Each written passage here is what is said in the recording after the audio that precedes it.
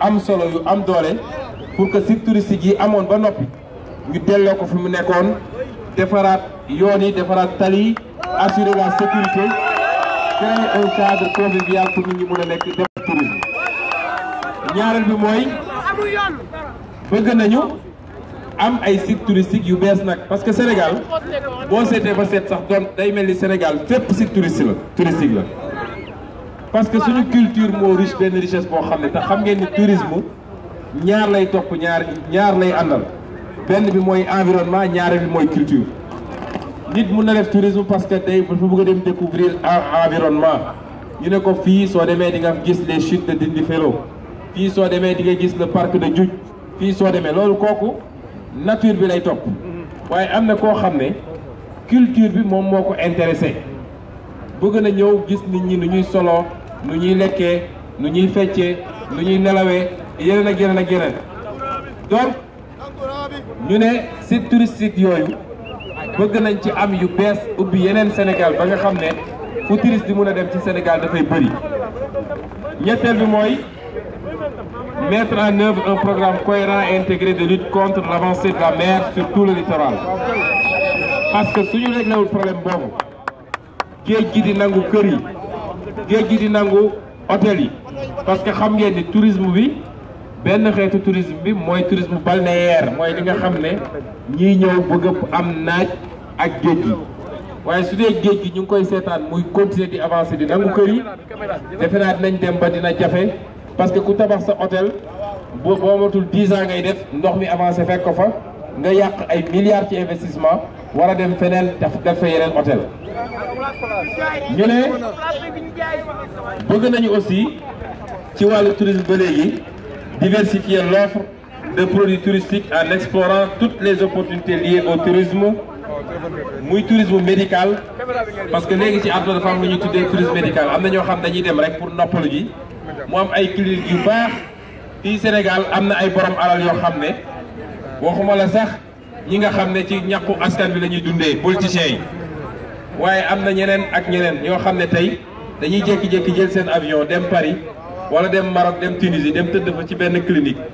ñu defal leen bilan de santé toppatoo leen retapé seen yaram ñu dellu si ñëw toog moo tax ñun ak ñoom ñun néew di doole yi ak ñoom bokkuñu soo xoolee seen yaram sax dañ ciy gis ko am 70 ans mel ni 15 ans la am bëgg nañ nag bëgg nañ ñun tamit ñu def fii tourisme médical parce que am nañu plateforme am nañu tout ce qu'il faut en termes de positionnement géographique la ca des mooy def les complexes qu'il faut ba tubaab bi mun a ñëw ne damay faju ji Sénégal te li ma fay fajoo moo gën a moins cher que li may fajoo France bëgg nañu def li ñuy wax le tourisme d'affaires dafa am solo mooy soo créer les conditions ba nit ki suy ñëw Sénégal donte noppalu moo ko andi waaye leer na ko ni su ñëwee Sénégal dina mën a def tuuti business nit ñi dañ sawar di ñëw bëgg nañ def le tourisme religieux ndax Sénégal dañ yàlla daf ñoo may ñu am ay sites religieux yu bëri ay këru diine war nañoo mën a promouvoir tourisme boobu ba fu ne ci àdduna nit su toogee ne ah man de bëgg naa dem xool Popenguine parce que yàgg naa dégg Popenguine man de bëgg naa dem xooli Touba ndax yàgg naa dégg Touba wala Tivaouane wala Ndiassane wala Medina Baye wala yeneen ak yeneen. ñaareel bi mooy li jëm ci culture nag dafa am solo culture mooy nit. surtout ville bu mel ne boo amul culture soo xamatul sa culture dara desetu la mooy réer nga jaxasoo nga lañ cey njëkk a wax mooy suñu nee Mbour li gën a mandargal Mbour ci culture mooy kankurang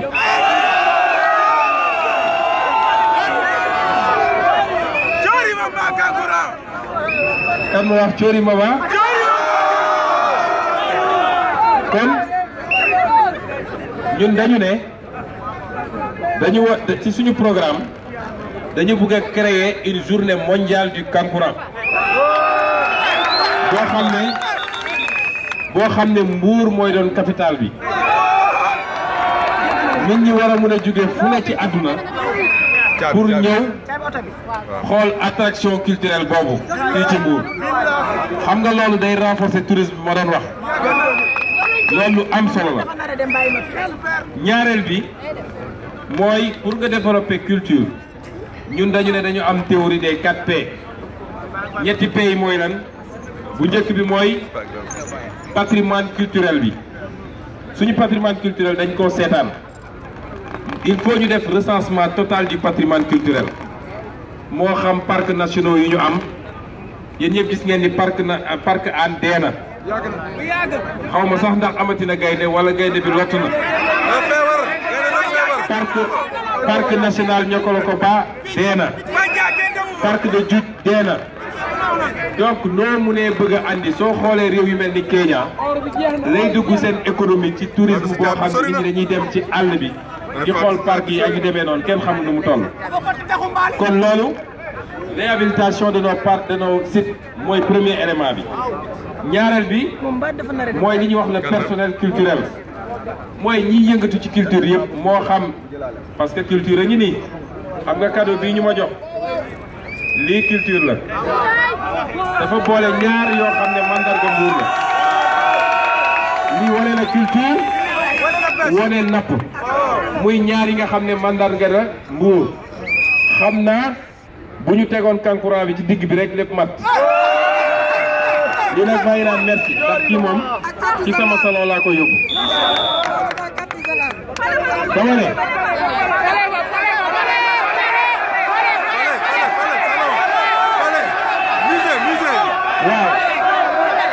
waaw pare lañ koy yóbbu salon donc ma ne ñii yëngatu ci aar sonn nañ trop Sénégal artisan yi nekk ci art moo xam artiste musicien la moo xam artiste peintre la wala moo xam sculpteur la moo xam bépp xeetu art bi dafa yaatu mais ñi nga xam ne ñi ngi liggéey ci culture bi sonn nañu bijoutier yoo xam ne ñi ngi Sénégal ñu ne Sénégal dañ fiy produire des tonnes d'or te ñoom suñu soxlee or il faut ñu uti ko ci mbedd ma kon nee nañu le personnel culturel am nañu un programme ambitieux pour ñoom boo xam ne dinañ leen dooleel par des programmes de formation waaye par des financements yoo xam ne chaque département ak chaque commune dinañu exiger ci budget départemental ak communal bi mu am des crédits yoo xam dañ koy inscrire exclusivement pour les acteurs culturels waaye bëgg nañu it les acteurs culturels ñu am li ñuy wax couverture sociale parce que tey ku yëngatu ci culture boo feebaree amoo couverture sociale boo màggatee ba mënatoo liggéey amoo retraite amoo pension ñun dañu ne ñii Sénégalais yëpp yu ñi nga xam ne ñi ngi liggéey dañu war a am couverture sociale complète te ni ñu ko waxee wax nañ nuñ koy defee ba teg nañu schéma de financement bi bu ngeen demee ci suñu programme di ngeen ko gis en détail ñetteel bi mooy la production culturelle waay Sénégal ñun suñu production culturelle am na benn richesse boo xam ne kenn xamul nu mu toll waaye tey soo demee ci village artisanaux yi da ngay rus sax village artisanal boo dem ni mu meloon il y a 20 ans noonu la mel ba tey wala dellu na gannaaw donc dinañu am un cadre bu booleeg formation bi ak financement yi pour les acteurs culturels ñetteel bi mooy la promotion culturelle parce que sa aada soo amul ay jumtukaay yoo koy defalee promotion bitim réew ba ñëpp xam ne lii mooy richesse Sénégal du sotti waaye soo amee ministre boo xam ne nee nañ moo toppatoo affaire loolu dem ba France ñu invité ko ci plateau télé ne ko yow lan mooy ban richesse culturelle ngeen am Sénégal mu naan on a les animaux xam ne ne loolu musiba la mooy ñooñu xamuñu fu ñu jëm kon am nañu yéene bu rëy ci wàllu tourisme ak wàllu culture ni ñuy faram-fàccee point yooyu dañuy ñaan toujours suñuy militants ak suñuy sympathisants programme bi disponible na mi ngi ci site bi dem leen ngeen téléchargé ko ngeen détaillé ko su ngeen paree yéen waa Mbour dem leen ci quai de pêche bi ngeen dajeeg suñu mbokk mool yi ngeen wax leen dem leen ci centre village artisanal yi wala Saly fekk faak nos acteurs touristiques et culturels ngeen waxtaan ak ñoom suñu mbokk mool yi nag li ma leen bëgg a wax ñun suñu programme ci pêche dafa yaatu yàgg nañ leen wax ni naam suñu mbokk mool yu bëri dañ naan ki fi nekk liggéey na parce que am nañu ay moteur hors bord subventionné xanaa kay leer na ni liñ leen di réclamer pour licence bi at bi rek moo ëpp li ngeen waroon jëndee moteur hors bord boo ko dajale waaye ñun dañu ne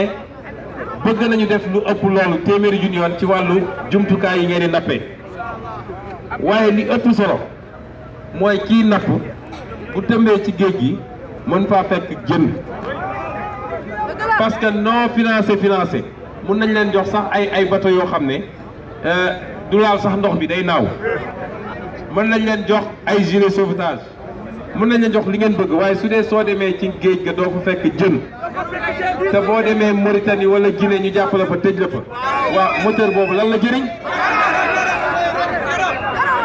moo tax ñun li njëkk ci lu ñu wax mooy li yàq napp gi ñaar ba ñett la bind naa ko sama téere bi ci njëkk mooy li ñuy wax la pêche illicite mooy ñi nga xam ne amuñu autorisation amuñu benn kenn jox leen digal waaye ñuy ñëw di dugg suñu géej di napp te suñuy napp mbaal yi ñuy utiliser du doon mbaal yu jaar yoon yu conventionnel lu leen neex ñu jël ko suñu paree nag sottiwaat mbir mi ci géej gi dem seen yoon ñaareel bi mooy li ñuy wax les accords de pêche mooy suñu nguur dem di signé ak ay tubaab wala ay russe wala keneen ak keneen ñu jël suñu géej gi jox leen ko ñu ñëw raasaatu suñu jën yëpp yóbbu am na benn étude bu wane ni chaque année dinañu ñàkk lu ëpp 500 milliards ci diggante pêche illicite ak les accords de pêche te boobu jamono as tuut bi ñu leen ciy jox ñoom yéen mool yi du ngeen ko gis ndax accord de pêche yi milliards yi ñu ne moom la tubaab bi di joxe fan la dugg amul benn mool bu ci gis dara ñetteel bi yàq pêche bi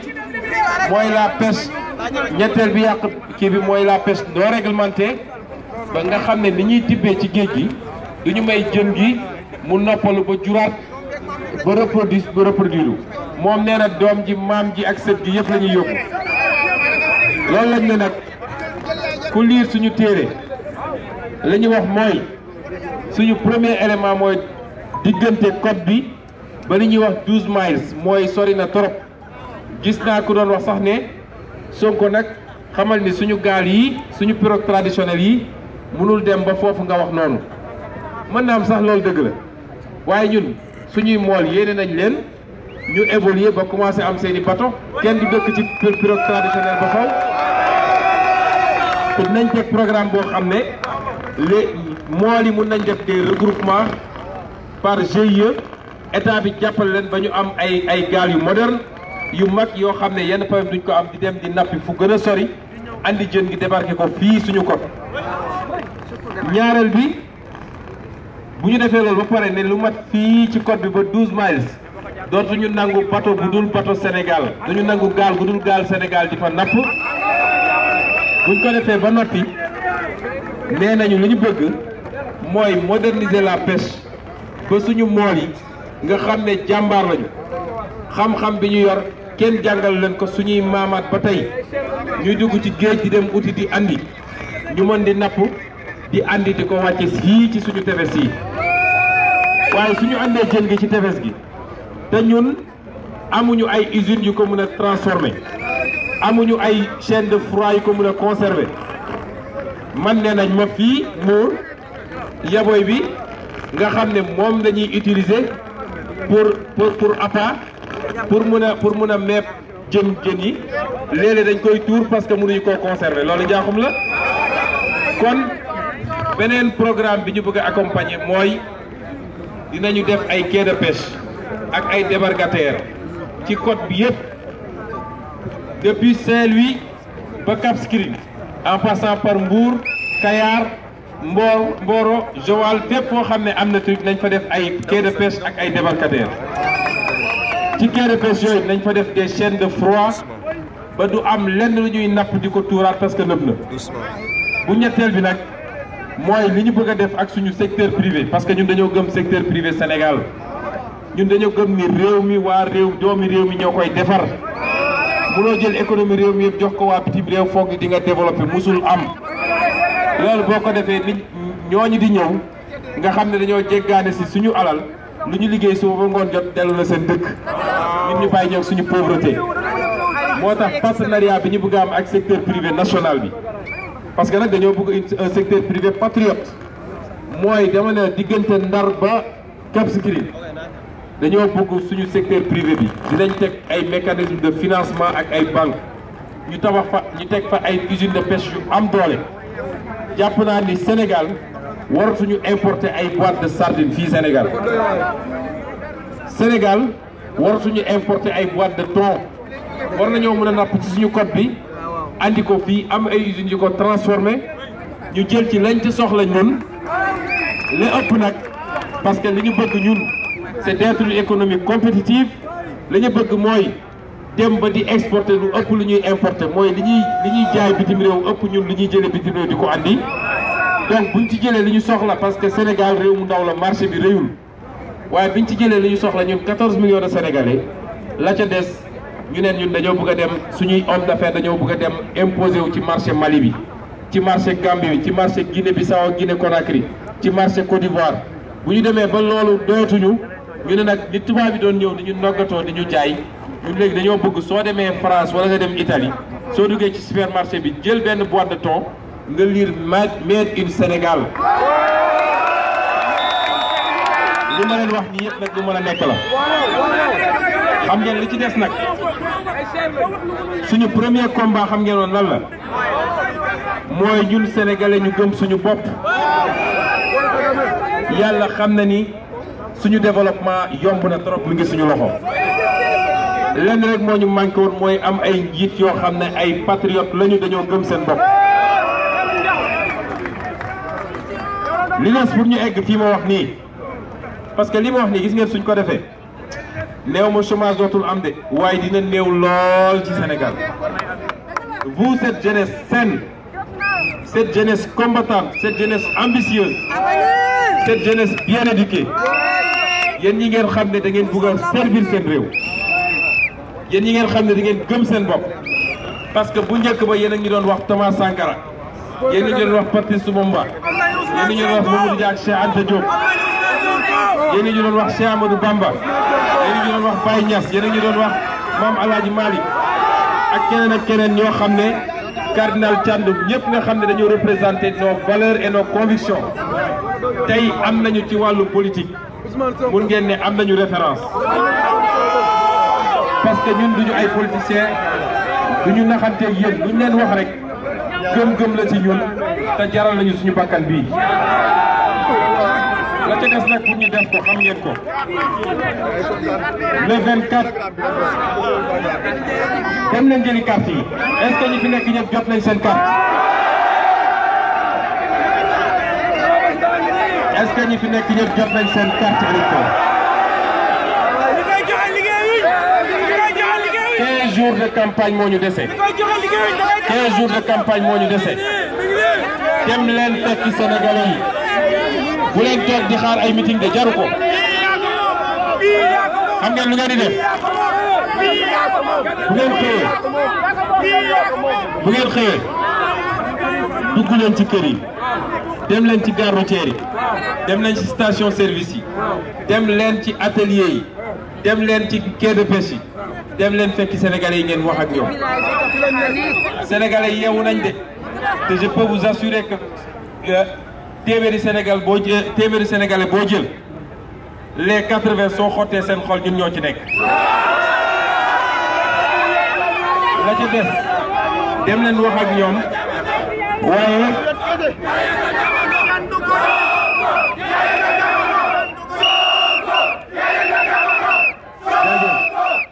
bu leen defee loolu ba noppi nag de grâce dama bëgg le 24 à 8h bu ñuy ubbi bureau de vote bu ñu ubbi yéen la ñuy fekk ngeen def rang bu gudd bu leen kenn njëkk a voté bu ngeen voté ba pare des leen ci bureau de vote yi des leen ci centre de vote yi parce que ñi ñu ko seqal lenn rek la ñu yaakaar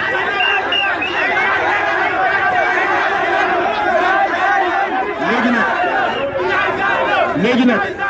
yéen xam ngeen ni ñoom loolu la ñu nar a def est-ce que di ngeen nangu ñoom ñu confisquer votre avenir kon ñoom lu mu leen ko jaral rek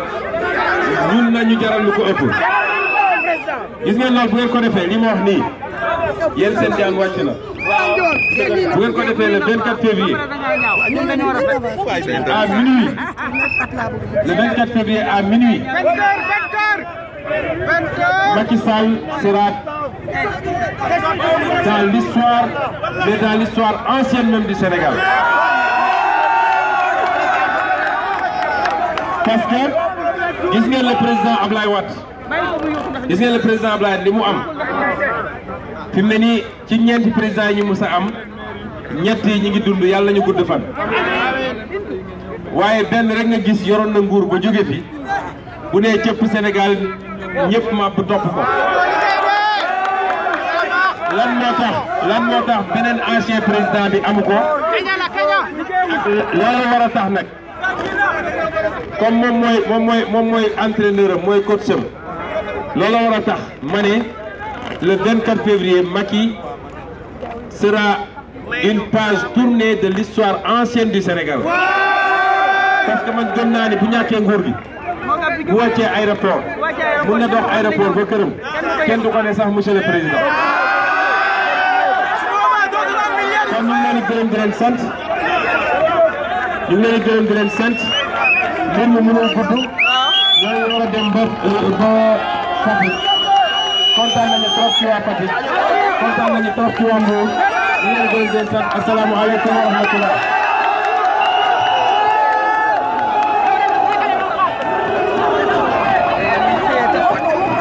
après ñu def ay entretien ñun ci suñu bopp.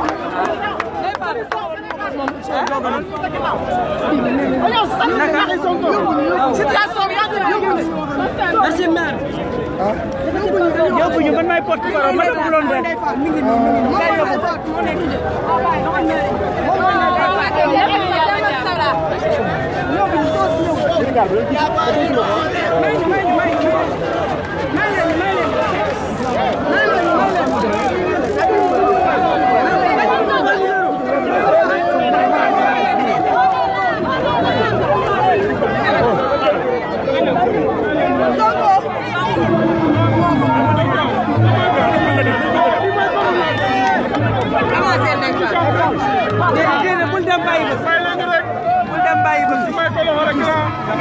moo nekk nii moo nekk jayce moo nekk nii félicitation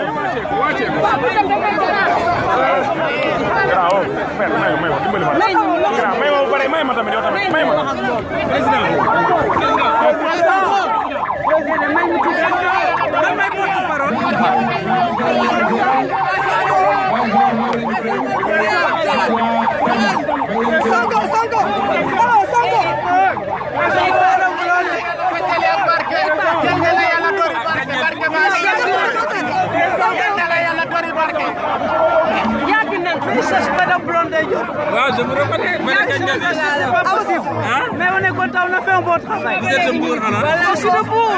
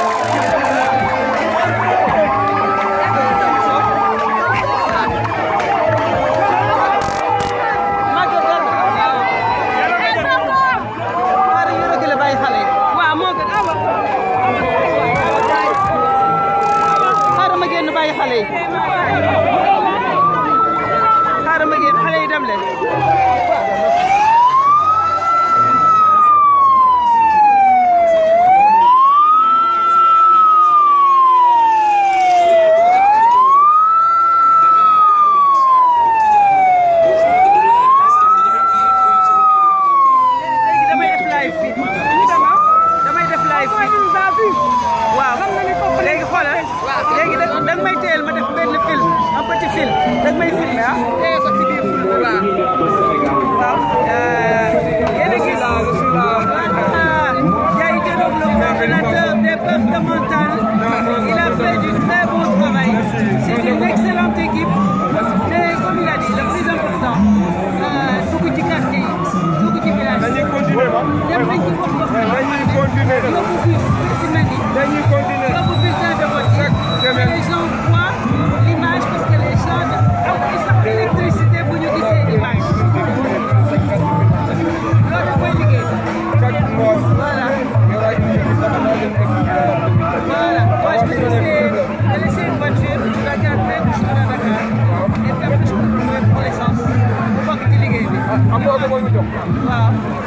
Mais je veux mon chauffeur. Parce que c'est la voiture de mon mari.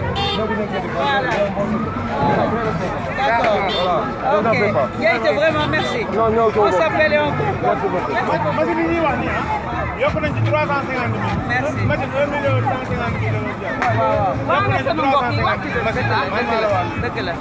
Merci. Donc, merci beaucoup tous les amis pour ce live en direct pour Sonko qui était à Mbour,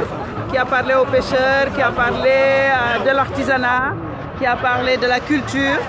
qui a parlé aussi du tourisme. Et vraiment, il a fait un excellent discours. Dañuy signaler aussi qu'il y a eu beaucoup de heurts, il y a eu beaucoup de problèmes, surtout à APR ñu ñëw taxaw ci quai de pêche bi nga xam ne amoon nañ autorisation waroon wax ñu ñëw bëgg andi histoire mu am maturité boo xam ne mu bàyyi leen foofu ñëw fii ci esplanade du mairie bi xam ne nit ñaa ngi koy déglu ni muñ ci seen xol mu wax ak ñoom au lieu muy nekk foofu di xuloo ak ñoom. Rien que pour ça, moi je dis respect. Respect total. Un leader doit être respectable. Bañ a nekk xale yi yóbbu leen ci ay tolof-tolof ak ay xeex. Donc merci beaucoup pour ce live. Partagez avec tous les amis et bonne soirée. Merci beaucoup.